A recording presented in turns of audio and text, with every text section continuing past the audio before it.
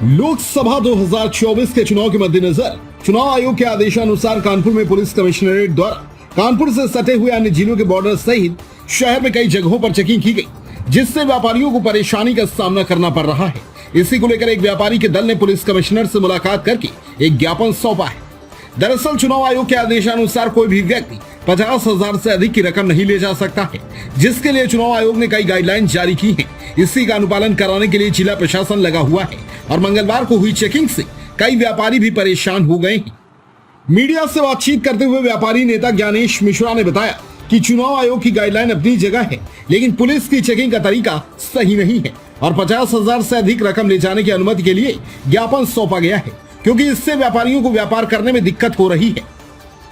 वहीं police commissioner ने व्यापारियों से बातचीत करने के बाद on call DM Rakesh Kumar Singh से भी व्यापारियों की बात कराई। तत्पश्चात मीडिया से बातचीत करते हुए बताया कि जो चुनाव आयोग की गाइडलाइन है उसके अनुसार ही कार्य किया जा रहा है। अगर कोई भी व्यक्ति कैश लेकर जाता है तो उसके पास उसका पूरा ब्यौरा होना चाहिए। आरटीआई न्यूज 24 के लिए तौसीफ अहमद की रिपोर्ट। देखिए, अभी चुनाव चल रहा है और माननीय चुनाव आयोग के निर्देश है कि 50,000 रुपए से ज्यादा कैश लेकर ना चला जाए और अगर चलते हैं तो उसकी प्रॉपर डॉक्यूमेंटेशन हो। कल शहर में कई जगह चेकिंग में कैश ज़्यादा अमाउंट पे मिले, उनको हम लोग ने एफएसटी टीम को सूचित किया, उन्होंने उसको फर्दर इस पर लीगल कार्रवाई जो है उसके सोर्सेज को चेक करके अग्रिम कार्रवाई की।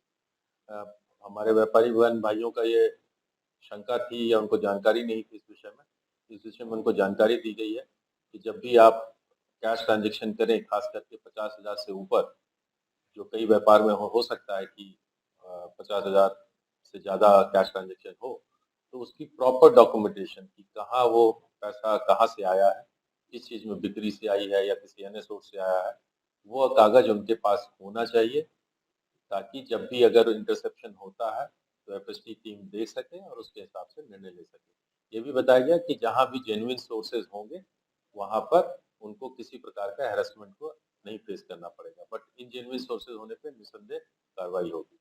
सर, व्यापारियों का कहना है कि सर बैंक के बाहर जो चेकिंग हो रही है उसको भी रोका नहीं, ऐसे कोई जेनरिक बैंक के बाहर चेकिंग हो तो बैंक तो आदमी कैश जमा ही करने जा रहा हो।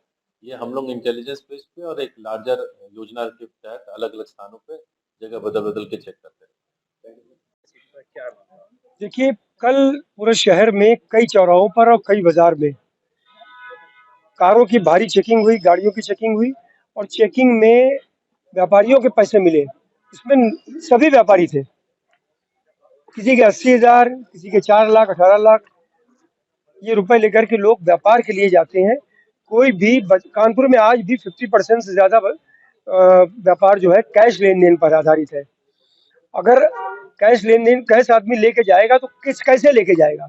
या तो हम 13 मई तक व्यापार बंद कर दें। यही हमने कमिश्नर साहब से हम लोगों ने आज कहा कि 13 मई के अभी बहुत दिन है। इस तरह की रोज की अगर जांच करी जाएगी तो निश्चित रूप से व्यापार प्रभावित होगा और कहीं ना कहीं ये मान करके चलिए कि कहीं ना कहीं व्यापारी को उत्पीड़न होने की संभावना भी है। ये सब बातें पूरी तरह से रखी और ये कहा कि इसमें राहत दी जाए, रैंडम चेकिंग की जाए, किसी राजनीतिक पार्टी के पैसे की शिकायत तो वो किया जाए, उसको जांच करके उसको जब्त किया जाए, हमें कोई आपत्ति नहीं है, लेकिन व्यापार को लेन देन को प्रभावित न किया जाए। इस तरह की जांच करके उन्होंने आश्वासन दिया कि उसमें हम कुछ छूट देंगे, कुछ राहत देंगे और डीएम साहब से बात भी कराई।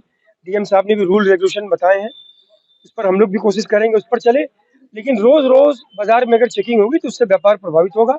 इस बात को उन्होंने माना और कुछ राहत देने की बात कही है। अगर ये इस तरह से चलता रहा तो हम लोग आगे भी कुछ निर्णय लेंगे। देखते हैं कमिश्नर साहब की तरफ से क्या होता है और 2-4 दिन देखेंगे किस तरह से पुलिस अपना काम करती है। अगर आगे पुलिस चलती रहे क्या होगा? तो हम लोग और भी रास्ते अपनाएंगे। अभी आज ये बात हुई है, अब आगे अगर कुछ और राहत नहीं मिलती तो आगे निर्णय लिया जाएगा। इस पर आगे क्या किया जाए, बैठक करके हम लोग निर्णय लेंगे। सब्सक्राइब करें हमारा चैनल आरटीआई न्यूज 24 और बेल आइकन दबाना ना भूलें, जिससे हर खबर आप तक पहुंचा सके हम सबसे पहले।